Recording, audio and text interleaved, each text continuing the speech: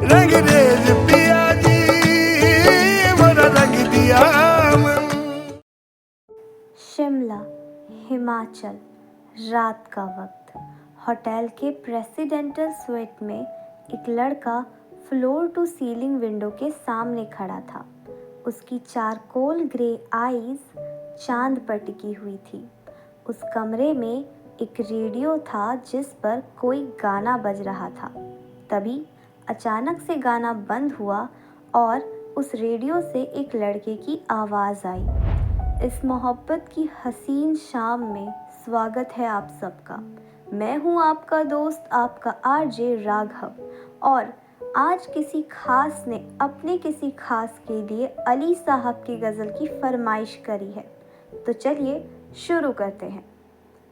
जो मुकम्मल नहीं वो इश्क नहीं है क्या, जो हासिल नहीं हुआ वो इश्क नहीं है क्या, एक तरफा प्यार में सिर्फ रास्ते ही हैं, जो मंजिल नहीं वो इश्क नहीं है क्या।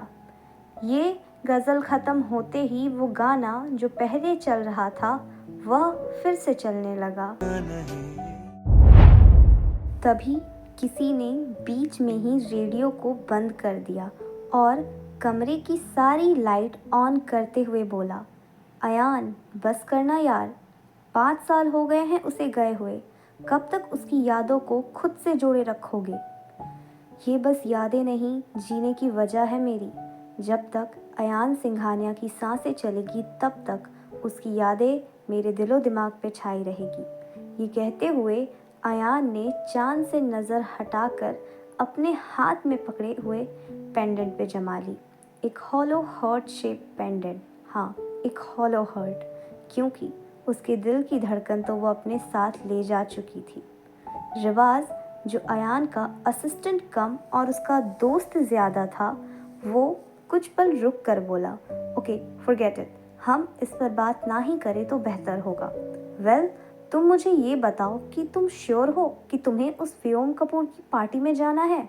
आई मीन तुम उसकी चालबाजियों से वाकिफ़ हो, उसके बाद भी उसके साथ बिजनेस डील कर रहे हो। मेरे लिए तो अब तक यही डाइजेस्ट करना मुश्किल था, और यहाँ तो तुम उसकी पार्टी अटेंड करने की बात कर रहे हो। Isn't crazy man? Maybe it's crazy, but there is a something.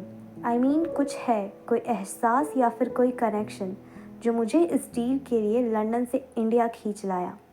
ये कहते हुए अयान कमरे में लगे मिरर के सामने जाकर खड़ा हो गया जहाँ उसका अक्ष दिखाई दे रहा था। Olive skin, charcoal grey eyes, जो कहने को सिर्फ ग्रे थी पर थी इतनी हसीन कि कोई भी उस पर से नज़र ना हटा पाए। फॉरहेड पर उसके बिखरे बाल और उसकी टेम्पटिंग डार्क पिंक लिप्स, साथ ही ब्लैक कलर की शर्ट के अंदर से वो झांकता हुआ टैटू, जो कि क्या था वो तो अंदर का राज था। दूसरी तरफ उसी शहर के एक बैंक्वेट हॉल में एक लड़का हॉल के बीचों बीच खड़ा था और उसके हाथ में एक माइक थी। उसने अपनी नज़र पूरे हॉल में घुमाई और बोला, hello ladies and gentleman, this is Vyom Kapoor, the CEO of Kapoor's Industry, and today we are here for the biggest collaboration of the year with the CEO of Singhania's Jewelers. So please welcome Mr. Singhania. बस इसी के साथ सारी lights off हो गई और एक spotlight सीधे एंट्रेंस की तरफ आ गई और उस स्पॉटलाइट के नीचे अयान खड़ा था। व्योम चलकर अयान के पास आया और उसकी तरफ अपना हाथ बढ़ाकर बोला, वेलकम मिस्टर सिंघानिया। मुझे बिल्कुल भी उम्मीद नहीं थी कि मेरे एक बार बुलाने पर आप लंदन से इंडिया आ जाएंगे। यह आपकी गलत फहमी है मिस्टर कपूर, मैं इंडिया आया क्योंकि मैं इंडिया आना चाहता था। ये कहते हुए उसने व्योम को पूरी तरह से इग्नोर किया और उसकी साइड से होते हुए अंदर आ गया। वहीं व्योम ने एक नज़र अपने खाली हाथों की तरफ देखा और फिर अपने हाथों की मुट्ठी बना ली। वो अपने मन में बोला, कंट्रोल व्योम, जस्ट कंट्रोल। एक बार बस ये डील हो जाए, उसके बाद इसे इसकी औकात दिखाऊंगा। ये कहते हुए उसने गहरी सांस ली और नकली मुस्कुराहट अपने चेहरे पर लाते हुए अयान की तरफ बढ़ गया। वो अयान के पास जाकर बोला, मिस्टर सिंघानिया, आप आए मुझे अच्छा लगा, और जहाँ तक बात रही डील की तो आप पूरी तरह से बेफिक्र रहें। आपने इंडिया में बिजनेस करने के लिए व्योम कपूर को चुना है। डेफिनेटली आपको घाटे का सौदा नहीं करना पड़ेगा। अयान ने उसे एक नज़र ऊपर से नीचे तक देखा। वो व्योम की चालाकियों और उसकी जी हजूरी को अच्छे से समझ रहा था। वो पिछले 5 सालों से बिजनेस की दुनिया में था। लोगों के चेहरे पर ना उसे बखूबी आता था। अयान सरकास्टिकली बोला, मिस्टर कपूर, अगर मुझे फिक्र होती तो मैं आज आपके पास खड़ा नहीं होता। ये सुनते ही व्योम ने एक बार फिर अपने हाथों की मुट्ठी बना ली। कहाँ लोग उसे इंडिया में पूजने का काम करते थे और यहाँ अयान उसकी बेइज्जती पर बेइज्जती किए जा रहा था और वो अपनी बेइज्जती बर्दाश्त भी कर रहा था क्योंकि उसके लिए ये डील बहुत ज़रूरी थी। उसे अपना बिजनेस इंटरनेशनल लेवल पर लेकर जाना था। इसके लिए उसे अयान की ज़रूरत थी। उसने गहरी सांस ली और बोला, मिस्टर सिंघानिया, अगर आप चाहे तो हम पार्टी के बाद कॉन्ट्रैक्ट साइन कर सकते हैं। तभी रिवाज उसे बीच में रोकते हुए बोला, इतनी भी क्या जल्दी है मिस्टर कपूर, अभी तो बहुत से मौके मिलेंगे कॉन्ट्रैक्ट साइन करने के, पर उससे पहले कुछ काम की बातें तो हो जाए। You know what I mean. ये सुन व्योम ने रिवाज की तरफ देखा और बोला, I know what you mean mister रिवाज, इसलिए मैंने पहले से ही तैयारी कर रखी है। कल सुबह ऑफिस में मैंने एक मीटिंग अरेंज की है जहां हम आराम से कॉन्ट्रैक्ट के डिटेल्स डिस्कस कर सकते हैं। वहीं अयान ने अपना हाथ सीने पर रख लिया।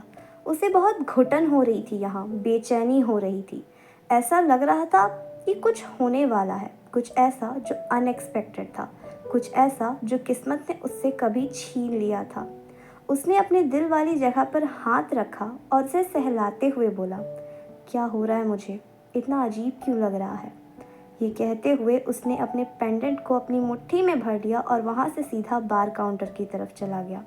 उसे ऐसे जाता देख व्योम ने उसे रोकने की कोशिश की, पर तब तक वो वहाँ से जा चुका था। रिवाज उसे देखकर बात को संभालते हुए बोला, वो एक्चुअली मिस्टर कपूर, अयान काफ़ी वक्त से किसी पार्टी में इन्वॉल्व नहीं हुआ है, दैट्स वाई। अब बाकी गेस्ट को जाकर अटेंड कीजिए, मैं उसके पास जाता हूँ। ये बोलकर रिवाज सीधे अयान की तरफ चला गया। वो अयान के पास जाकर उसके हाथ से वाइन का गिलास लेते हुए बोला, अयान क्या कर रहा है यार, यहाँ कोई तमाशा मत कर। देख, पार्टी में सबकी नज़रें तुझ पर है। ऐसी कोई हरकत मत करना कि यहाँ तेरी बनी बनाई इमेज एक झटके में बर्बाद हो जाए।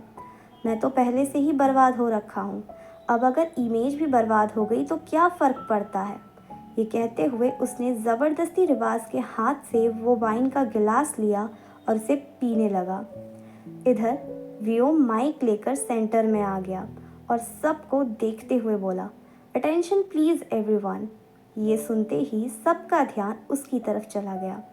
अयान ने भी सर टेढ़ा करके व्योम की तरफ देखा और फिर अपनी नज़रें उस पर से फेर ली। उसे कोई इंटरेस्ट नहीं था, ना व्योम में और ना इस पार्टी में। वो यहाँ था ही क्यों, उसे ये भी नहीं पता था। जब उसे व्योम की तरफ से इंडिया आने का प्रपोज़ल मिला था तब पता नहीं क्या सोचकर उसने बस एक्सेप्ट कर लिया था। अब इसे डेस्टिनी कहे या किस्मत की कोई साजिश। इधर व्योम मुस्कुराते हुए बोला, आज का दिन बहुत ख़ास है मेरे लिए। एक्चुअली ख़ास नहीं, बहुत ख़ास। पहली वजह मेरा बिजनेस जो इंटरनेशनल लेवल पर एक्सपेंड होने जा रहा है just because of mister Singhania, और दूसरा वजह है मेरा प्यार। सही सुना आपने, मेरा प्यार। आज मैं आप सभी को उस इंसान से मिलवाने जा रहा हूँ जो सिर्फ मेरा प्यार ही नहीं, मेरा सब कुछ है। So everyone please welcome love of my life. ये कहते हुए व्योम ने सीढ़ियों की तरफ इशारा किया। सबका ध्यान सीढ़ियों की तरफ चला गया जहाँ स्पॉटलाइट के नीचे एक लड़की खड़ी थी। उसकी आवर ग्लास फिगर और अट्रैक्टिव फेशियल फीचर्स उसे वहाँ सबसे अलग और एलिगेंट बना रहे थे। उसकी वो बड़ी बड़ी पलकें जो फिलहाल झुकी हुई थी, उसके रेड चेरी चिक्स और शार्प जॉ लाइन उसकी ब्यूटी को इन्हेंस कर रहे थे, और सबसे खास उसके सॉफ्ट चेरी लिप्स जिसे वो नर्वसली बाइट कर रही थी। वो एक एक स्टेप लेकर नीचे आई। उसके नीचे आते ही व्योम ने अपना हाथ उसकी तरफ बढ़ा दिया। उस लड़की ने व्योम के हाथ पर अपना हाथ रखा। व्योम उसे अपने साथ लेकर सेंटर में आ गया और मुस्कुराते हुए बोला, everyone meet love of my life और my would be fiancee Ilahi. ये सुनते ही अयान, जो अब तक दूसरी तरफ देख रहा था, उसकी नज़रें सामने इलाही की तरफ चली गई और बस उसके चेहरे पर ठहर गई। वही इलाही ने अपनी पलकें उठाकर सामने देखा तो उसकी हनी ब्राउन आईज़ अयान की चारकोल ग्रे आईज़ से जा मिली। अगले ही पल अयान के मुंह से बस इतना ही निकला, राही। किसकी बात कर रहे थे अयान और रिवाज, और कौन है ये राही? जानने के लिए सुनते रहिए समवन्स ड्रीम गर्ल। मेरी नस नस में बहे है, मेरी नस नस में बहे है, तुम ही दम बदम